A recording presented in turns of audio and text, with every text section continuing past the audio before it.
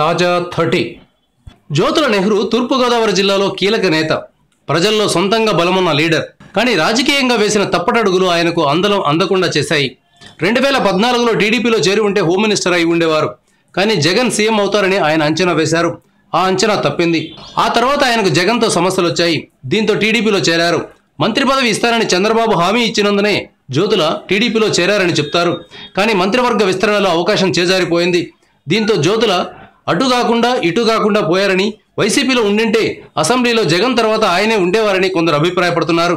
ఈ నేపథ్యంలో జ్యోతులకు మరో రూపంలో అదృష్టం వస్తోందని టీడీపీలో ప్రచారం జరుగుతోంది.